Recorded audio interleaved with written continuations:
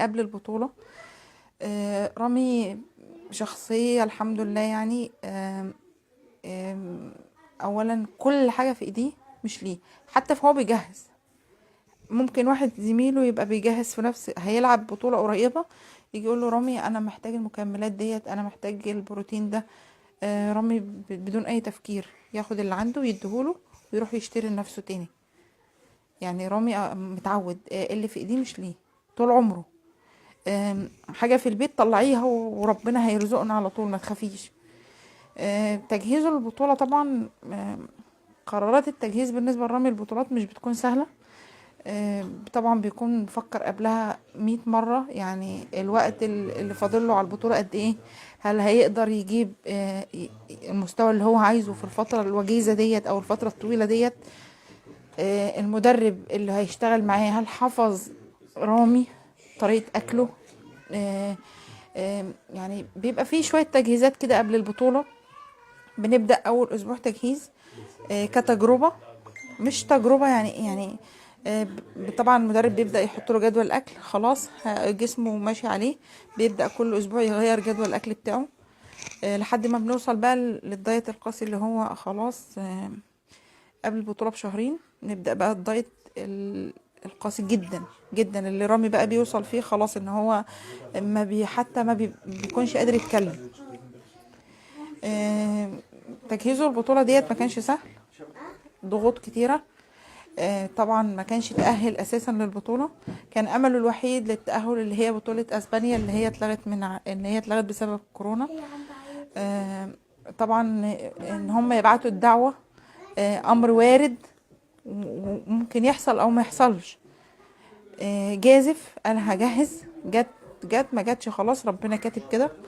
الحمد لله ربنا يسر له الحال وبعتوا له الدعوه، وبالفعل بدأنا التجهيز بقى خلاص. فترة التنشيف، فترة التجهيز اللي بجد. ان احنا خلاص ما فيش فيها تهريج، ما فيش وقت ان احنا آه، كل حاجة مظبوطة بالملي، وجبات بالملي، نوم في الميعاد، عنده كارديو في ميعاده، تصوير في ميعاده، كل حاجة في ميعادها. طبعا البطولة، طبعا رامي عارف داخل وعارف ان هو البطولة ما هيش سهلة. يا هيكون حاجة في البطولة دي، يا مش هيعرف يعمل حاجة تاني. لان بالنسبة لرامي ان هو البطولتين اللي فاتوا ما كانش حقق اللي هو عايزه فيهم، بالنسبة للمركز السادس وبالنسبة للمركز الثالث اللي هو خدهم في البطولتين اللي قبل كده. فالبطولة دي بالنسبة له كانت اهم بطولة تعتبر رامي جهز لها في البطولات كلها. كله حاطط نظر على رامي، يا هحافظ على الاسم يا هلغي اسمي من لعبة كمال أجسام.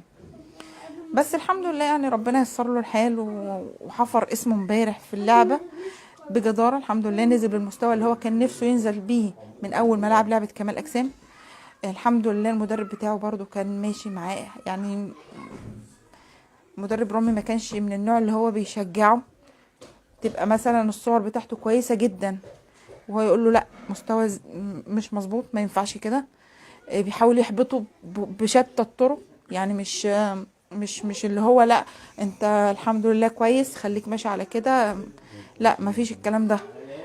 جيب اخرك، انا عايزك تجيب اخرك بمعنى اصح. يعني مخليه مش عاطيله فرصة حتى يتنفس. طبعا بطولة امبارح ال 48 ساعة اللي فاتوا ما كانتش سهلة. ضغط اعصاب علينا كلنا. كنا بنحاول بقى ان هو لما بيكلمنا وكده نحاول يعني نطلعه من المود اللي هو فيه. انت كويس، ما تشغلش بالك باللي حواليك، خليك انت مستوى مشرف، مستوى ممتاز. آه خليك واثق من نفسك، حاول ما توترش نفسك. ده كانت مهمتنا في ال 48 ساعة اللي كانوا بيطلع فيهم المسرح. اما بالنسبة لنا احنا كانت اعصابنا كلنا مشدودة على الاخر، بس مجرد ما كان بيتصل خلاص ما فيش. ركز وانت عملت اللي عليك، سواء كده ولا كده المكتوب لك هتشوفه، خلاص مكتوب ربنا هنشوفه. طبعا الحمد لله التوفيق بتاع ربنا، الحمد لله.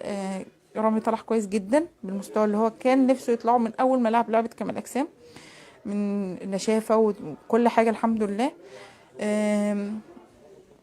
بعد ما نزل من على المسرح امبارح كلمنا، انا الحمد لله المؤشرات كلها بتقول ان انا اول، وهيدوني جايزة محبوب الجماهير.